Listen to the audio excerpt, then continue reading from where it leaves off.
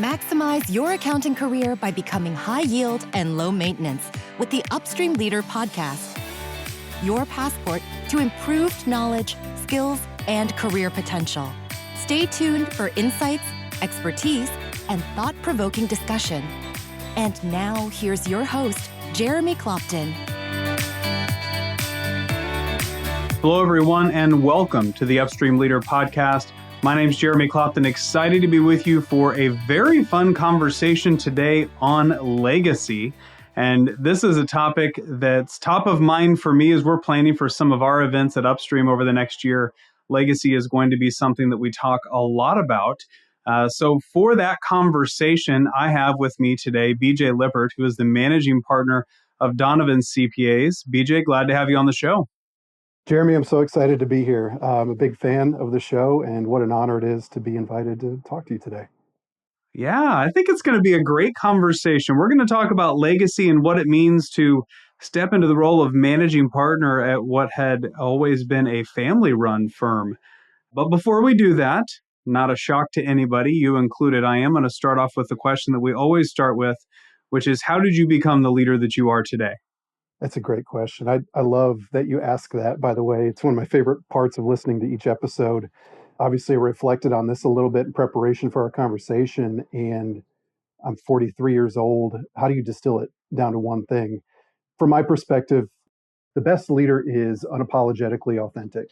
So the leader that I am is the person that I am. So I kind of prepared my response thinking of how did I become the person that I am today. I hope that's okay. I'm going to take that angle with it. So the person that I am today, if you had to distill it into something that you could put into a podcast, I believe that people matter. I believe values matter. I believe systems drive predictable success. And I believe in fun. And really virtually every decision that I make in life, including as a leader, filters through those kind of decision criteria. If people are hurt in the process, if values are violated in the process, if it's random and not organized around some sort of system, or if it's not fun, it's really not me. So how did I become the leader I am today? I mean, it's a lifetime worth of experience, right? It's a million different people that I've spoken to, a million different conversations. I've been blessed to be around a lot of great people, but from a values perspective and, the decision-making process I go through, it's those four things, I'd say. I hope that's okay. I went off script. Absolutely. I love that direction. It does make me want to ask the question, though, have you found it easy to always be authentically you and lean into that? Or is that one of the things that over time you've realized I'm straying away from that, I've got to lean back into it, and it's been a work in progress to be able to be that authentic leader? Oh, no, absolutely not. It's a skill that you're constantly refining, and I'm still working to get better at it. Case in point, we just had our partner retreat a few weeks ago, and we do an exercise called One Thing. The one thing is, tell me something you love about me and tell me something that I need to change. And we call it the hot seat. We sit in the hot seat and everyone does their one thing. But the message I kept getting over and over from my partners, they cared enough about me to say, you need to lean into conflict more. And the authentic part of myself sees when conflict exists, but it's not natural for me to do it. So I'm really trying to get better about leaning into that. I know when it exists. I know when we need to get the elephant out of the room. But it's a skill you're constantly refining. And that's what I'm working on this year. But no, if you talk to 25-year-old BJ, absolutely not. I was trying to say the right things, trying to do the right things, trying to imitate other leaders that I respected. And only after you get some experience and you get comfortable being uncomfortable and you practice being your true self and realize that people actually respect and appreciate your true self, even if it's different from them, Sure. even if your opinions disagree with what the person you're talking with happened to be, people respect authenticity. So no, it has not been natural. It's getting more natural the more I do it. And I hope I get better, a little bit better every year at it. Yeah. You mentioned comfortable being uncomfortable, and I'm going to use that as a bit of a segue. The firm that you are the managing partner of has about a 53-year history, if I have it correct, and it is called Donovan CPAs. It was started by a Donovan, It was then transitioned to another Donovan. You are the first non-Donovan to lead that firm. What has that transition been like, taking over a firm that has steeped in phenomenal leaders within the Donovan family, and then you being asked to step into that role and be the first, essentially the first individual not within that family to lead that firm? What has that transition been like for you? I've been really warmly received as a leader and specifically as the managing partner of this firm. I joined about 10 years ago in 2015, and within a couple years of joining, Jeff Donovan, the second generation of Donovan owners, identified me and said, "We want you to be the next managing partner." So I've known for the better part of a decade that this was the plan. I'm doing my best to stand on the shoulders of giants, truly. Bob Donovan, who started the firm, his son Jeff, who carried the torch for 15 years, have really set me up in large part for success. They've built an incredible firm with a strong foundation. The firm that I took over as managing partner is way stronger and way better structured than the firm Bob started and the firm Jeff took over from Bob. So Jeff, he has two kids, but neither one of them are CPAs. So there needed to be some sort of plan. It just happened to be that it was me. But I've been really warmly received. Honestly, part of the reason it works so well currently, though, is Jeff Donovan is still a big part of our team, specifically part of our leadership team. He had the title of managing partner for the past 15 years, but really was doing two different jobs. He was our firm's visionary, Mm-hmm. and he was also our firm's managing partner. So, as a visionary, his job was to look 10 years down the road. What are the trends? What are the opportunities? What are the risks that we don't see? How can we mitigate those? In addition to being a visionary and looking down the road, we're also had him in the seat of managing partner, which is more, let's focus on today. Let's improve this year. Let's refine and fine tune the inner workings of our system, of our firm. It's impossible. You've got two different eyes going in two different directions, one looking down the road and one looking down at the road.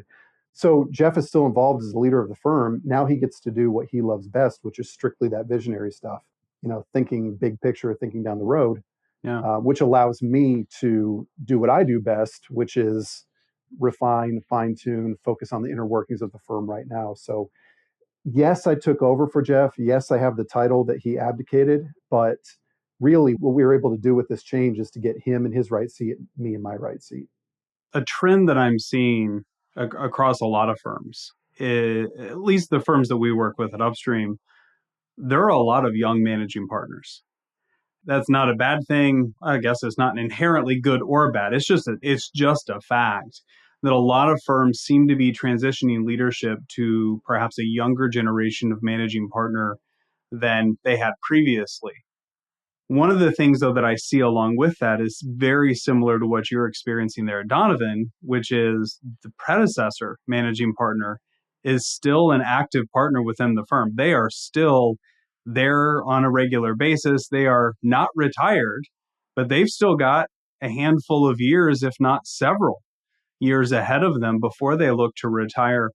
Help me understand a little bit, how have you balanced getting Jeff in the right seat, you stepping into the role of managing partner, but ensuring that you've got the proper level of authority and respect while the leader that was there for the previous 15 years is still sitting right there, and it would be very easy for somebody to go to him. How have you navigated that?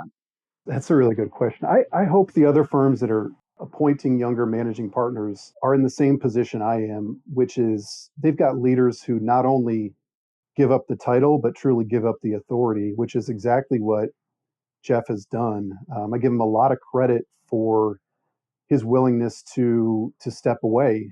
Mm. And we've had a number of conversations with not just internally but with clients as well. When somebody still perceives Jeff as the ultimate decision maker, he's really good about saying, "Actually, that's not my role right now. That's not what I do. You need to talk to BJ. He's going to guide this conversation." And then, obviously, he has nearly 20 years more experience than I do in the profession. So there are times when I don't know the answer, but I'll go behind the scenes and ask him, "Hey, how would you handle this situation?" Yeah. And he lets me lead from that perspective. So it only works when you've got an outgoing leader who's willing, truly willing to step aside and let that other person lead, not just visually, not just on the website, but truly to make decisions and guide the firm the way he or she wants to guide it. Candidly, Jeff was kind of tired of the day to day. If he were on this call, on this podcast with us, he would tell you himself that he did not love the managing partner responsibilities. He didn't like the internal things. He wasn't good at it. He got the firm to a point where what we needed was not the skill set he had. So we grew about 3 times in size from the day I joined until the day I took over as managing partner. And a huge component of that growth was Jeff truly being a visionary. I think we completed 5 different mergers and acquisitions in that time period. That's what he loved. Jeff sees an opportunity. Jeff sees some synergies. Jeff sees another firm that we could bring together. He grew the firm to a certain point to give us critical mass to be able to build some of this infrastructure, to have a solid foundation. But it got to a point where it was starting to get out of control in that we didn't have the systems in place. We didn't have the structure that we needed. And that stuff drains the energy out of him. So Jeff recognized, and again, I'll give him a lot of credit for being willing to step aside. He said, the skills that we need to carry this firm to the next generation of Donovan CPAs, he didn't have and didn't want to develop. And he said, you've got this. What gives you energy drains me. So again, I truly hope every firm that's going through this change has a leader like him, that when you step away, you truly do step away and empower the next person to step up. And that's what I've been given. It feels really good. Yeah. Such an important responsibility for the outgoing leader that sometimes we overlook it just a little bit, the importance of that, the ability to say, hey, I'm stepping aside, and I truly mean it. I'm not going to try to hang on to things. I'm not going to be behind the scenes almost trying to orchestrate, but truly I'm willing to step aside. And that takes such a high level of self-awareness to know that you've gotten to that point. But it is something that I agree with you. It's critically important that if you're going to do it successfully, you've got to have somebody that has that self-awareness, because otherwise it undermines the overall success of the person that's stepping into that role, that successor. So BJ, I want to shift. Can I flip that question on you? Absolutely. Can I flip it? Yeah. So you lead an organization that had a really significant change as well. And you stepped into a leadership role. The way I described my transition into managing partner, does that resound with kind of what your experience was when Sam and Tim, I mean, that's a lot of experience that walked out the door. You had big shoes to fill. The way I described my transition into leadership, does that resonate with what your experience was? It does. And much like you, when I was brought on, I knew I was brought on to be the successor to Sam. It wasn't one of those things that say a year out, it was, hey, by the way, you're going to do this. Instead, it was, hey, you're coming in. We're going to do everything that we can to prepare you for that. Some of that was knowledge. Some of that was learning. Some of that was application of the knowledge and learning. But as you said, it was arguably both Sam and Tim's willingness to step out of the leadership that allowed me to most effectively step into it. And that is both internal within our team, but also with clients. One of the things that I would say that Sam did probably better than most is he essentially gave me his credibility during the transition process. He would be the first person to say, Jeremy's going to be stepping into this role. He always called it, this is my expiration date. Jeremy will be stepping in at that time. But Jeremy's got new ideas and fresh perspectives that I'm never going to have. You're in better hands than you were before. Now, do I fully believe that he thought better? Knowing Sam, perhaps he knew that, much like you said, I had a different skill set than he did. And though we may have similarities, we may have similar principles, we have similar values and core beliefs, we approach things with a slightly different kind of perspective.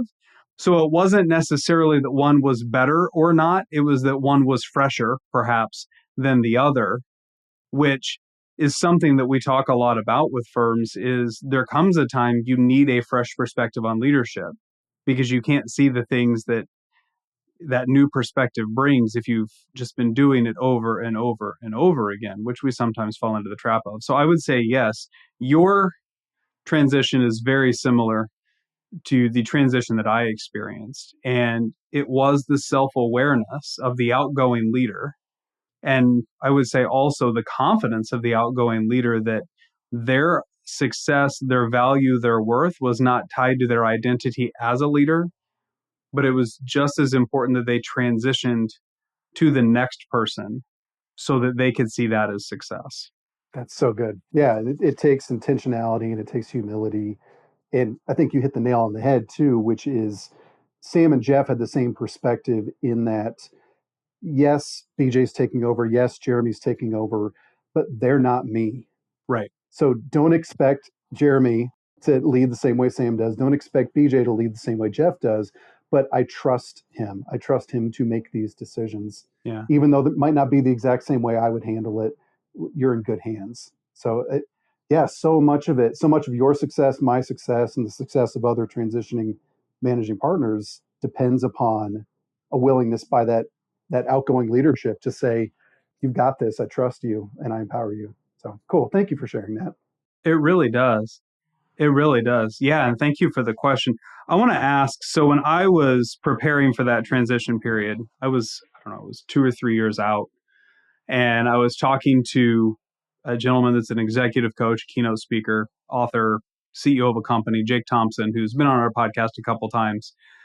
We were talking about it. He said, Jeremy, one of the things you've got to remember is you are not trying to be Sam and be his legacy. Instead, you are trying to build your own legacy on the foundation that is his. Right? So take his legacy and then build upon it. Don't just try to mimic it. That was such an impactful statement for me. So I'm curious for you, BJ. You mentioned standing on the shoulders of giants and those that came before you. You've got a 50-year history that came before you. You are stepping into this role. How are you shaping the legacy that you want to build for Donovan, whether it's building on the foundation of the past, but also then bridging that to what you see as the ideal future? Oh goodness. Candidly, I don't think. Granted, I'm 8 months in this role, so maybe my opinion will change in a couple of years. But I don't think about legacy. Not yet. I think about trying to do the right thing over and over and over again, consistently, predictably. And my hope is that over time, that amounts to something that is valuable to people that were touched by the work that I'm doing. What my legacy is, what my legacy will become, I don't know. I hope when people go back and look at my career and think about things I was able to accomplish, my sincere hope is that they'll look back on those four things I mentioned at the beginning, that people matter and values matter and systems are important and fun is important. I hope people can look back at the way I led and what the firm has become and say, oh yeah, his character, his lifeblood that he gave to this firm became what the firm, what we develop into. Legacy, I don't know. I'm a Colts fan. I live in Indianapolis, and Peyton Manning has an 18-foot tall bronze statue in front of Lucas Oil Stadium. Yeah. I don't envision that. I don't plan on changing the name on the sign on the front of our building. My hope is that the legacy that I build is in the people that we impact, and the team members who join our firm, and the clients who love us and refer work to us, and the people who get peace of mind with the work that we do. That's legacy for me. Nothing means more to me, Jeremy, professionally, than when somebody comes up to me weeks or months or years after an event and says, I don't know if you remember this, but you did this, or you helped me in this way, or you said this thing that inspired me to change, or you held me accountable for something. And that was the point that I changed, or that was the point that I believed in myself. We talk about legacy, that stuff gives me chills. Yeah. So, what the firm's worth, great, sure, let's build a valuable firm. How many clients we serve, great, let's serve a whole lot of clients. But lives positively impacted, I don't know if you follow me on LinkedIn or if anybody listening does, but I do. we recently revised our 10-year goal as a firm. We're 2 years into our 10-year goal, so we've got 8 years to get there. We set a revenue target. And every year we'd come into our strategic planning retreat. We'd talk about how close we're getting to our revenue target. And it just felt wrong. We're a people first firm. Our mission is all about our internal team members first. We're like, why is our number one target a dollar sign and our mission is about people? So we totally rewrote or revised our 10-year goal. And instead of a revenue target, we want to positively impact 1,000 lives. Each life is defined as it's a team member, a spouse, dependents living under the same roof. So kids, adult parents, whatever it might be. Every team member that we add, every spouse that marries into the Donovan family, every child that's born to a Donovan team member Yeah. adds one more person to our goal. And obviously, inherent in that, you have to grow, you have to drive revenue, you have to get bigger and take on new clients. But it's about positively impacting the lives of people around. And it gets a whole lot easier when you care deeply, and it gets a whole lot easier when you touch lives with some sort of meaningfulness. Yeah. So legacy, I don't know. I don't know if you interview 1,000 It's a people tough word, isn't it? Yeah, it's a tough one to nail down, but it feels right. It feels like we're building something special. How are you balancing the business side with the purpose first approach? So switching it to where your focus is now impacting 1,000 lives. Mm. And so I could share from Headwaters. You spoke on a panel, and I had numerous people remark to me how well articulated your thoughts were and just how impactful they were. So arguably you could say you already got 100 of them there because there were 100 people listening. And I'm sitting here thinking, knowing you, knowing Jeff, knowing the people that are at your firm, impacting 1,000 lives, I can't imagine a scenario it takes you all 10 years for that. My guess is it probably takes you 10 months, maybe less, just because of the people that you are. I love the approach, though. So help me reconcile, if you will, because I know that there's somebody out there thinking, okay, great, people, here we go again. We run a business. So as the leader of the business and the leader of the organization impacting the people, how do you reconcile the two and not lose sight of the fact that you do have to be, at the end of the day, profitable in order to impact more lives? Well, let's see. Let's make a business case for it. Fewer and fewer students are attending four-year colleges. Fewer of those students are becoming accountants. And of those accountants who graduate, fewer of them are becoming CPAs. So, as if the talent market weren't tough enough already, now you add all those factors in where there's a diminishing supply of talent, people who want to be CPAs, even those CPAs who want to devote their careers to the profession. So I look at it, not only is it the right thing to do, when you can align the right thing to do with the smart business move, you got a winning combination. I know it's the right thing to do. The other side of this is the right business move. The longer we can attract, develop, and retain talented employees, the stronger our firm is going to be. So higher retention rates of our team members means better retention rates for our clients, which means less brain drain when we have to bring in a new team member, which means quicker turnaround of products. When you've got multiple years of experience of working on the same client, you know them inside and out. Clients are stickier, team members are stickier, revenue's more consistent. Recruiting gets a heck of a lot easier too, because as you recruit people and then their friends start going through the recruiting process, maybe they're a year younger, they say, you might not have heard of Donovan CPAs, but you need to check these guys out. Mm-hmm. Recruiting has gotten so much easier, Jeremy. We are to the point where we're turning away intern candidates. 5 years ago, we were begging anyone with a heartbeat and who knows that a debit equals a credit, we'll take you. Yeah. It's not that way anymore. We have such an incredible team here that we're like actively, how do we get this thing to grow to provide opportunities enough for everybody? So what's the business case? It's exactly that. Yeah. Focusing on your people is focusing on the business.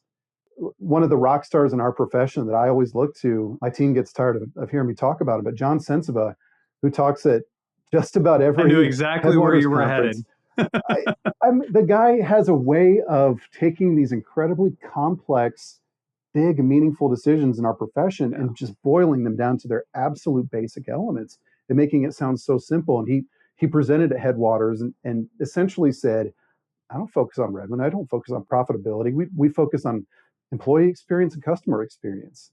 Yeah. If you do those two things, you will win. Yeah. Financially, you will win. You will run a successful, profitable business. Goodness, you can paint a really ugly picture of the opposite side of this where you don't focus on your people and you've got constant turnover and your clients are upset because they have to retrain the team every single year. Now they're leaving and just, my goodness, again, if you can marry the right thing to do with the smart thing to do, which I think is what we've done here, Yeah. success is inevitable. I absolutely love it. You don't have to make the business case for me because we agree wholeheartedly on that.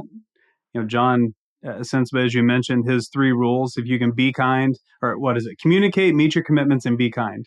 Mm-hmm. If you can do all 3 of those things, it reminds me always of Mike Krzyzewski, and he had a talk that was recorded online back before it was online, so I'm sure it was recorded in some other medium probably. But it was the idea of having standards versus rules. And if you have standards, you don't have to have rules that police it because everybody wants to adhere to the standard. And that's like you said, the approach John takes is here are the standards. We're going to communicate. We're going to meet our commitments. We're going to be kind. Your standards are people. Let's have a positive impact on people, do the right thing for our people, for the people that we work for, the people that we work with. You're going to have that standard. You don't have to have all the policies and the rules that enforce the right behaviors because you've got the right people that understand the right standards. So I love what you're doing there, BJ. I've got 2 new questions that I'm going to end the episode with. And we talked about legacy. So one of them you've already touched on, which is what is the impact that you want to have? And you've talked about that through your 4 values. And the other question that I'm very intrigued, I asked at the start of the episode, how did you become the leader that you are? My question, though, that I want to end the episode with is this. Who is it that you're trying to become? Over the balance of your career, over the balance of your life as a leader in business and outside the office as well, who is it that you're working every day to become? Oh my goodness. I probably would have spent more time preparing for this question if I known it was coming versus the first one. That's a great question. I'm going to give you 2 names. I'm going to give you 2 people. The first one is sports fans may know the name Brad Stevens. He's the former head coach of the Butler men's basketball team, also former head coach of the Boston Celtics. He's now the Celtics GM. But that man does exactly what I'm talking about. He lives and leads according to values, and he doesn't compromise on those. Sometimes you win as a team under those values, and sometimes you lose as a team under those values, but you always adhere to them. And you can win and lose with your head held high. Man, I'd walk across hot coals for that guy. The few chances I've had to listen to him speak, he does it the right way. And he does all the things that I'm talking about as far as positively impacting people and leading with values. The other thing that I'll say, I went through a really cool training when I was in college. In my fraternity, we did like a leadership training course, and they had us do something similar, which was to basically create a personal mantra, kind of a personal mission statement.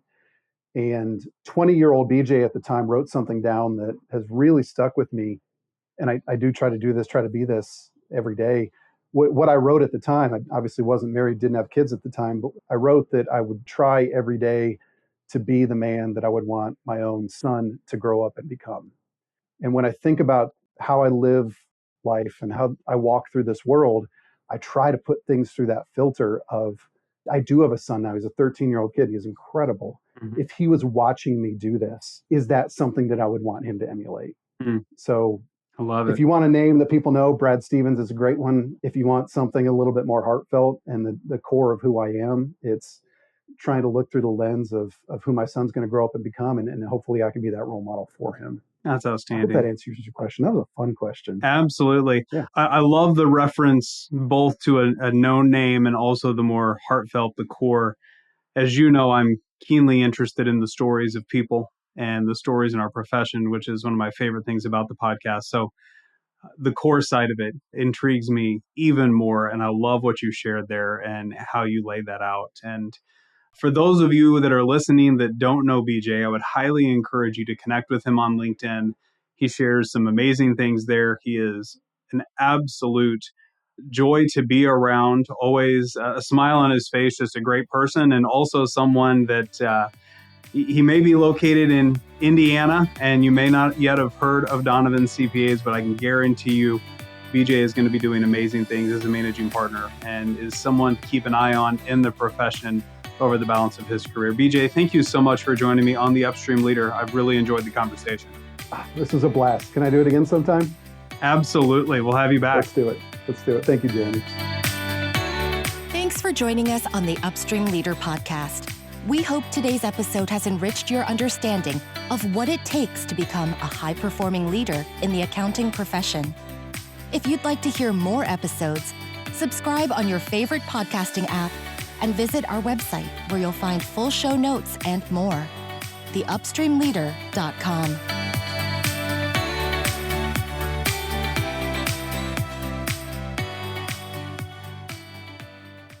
professionalproductions.net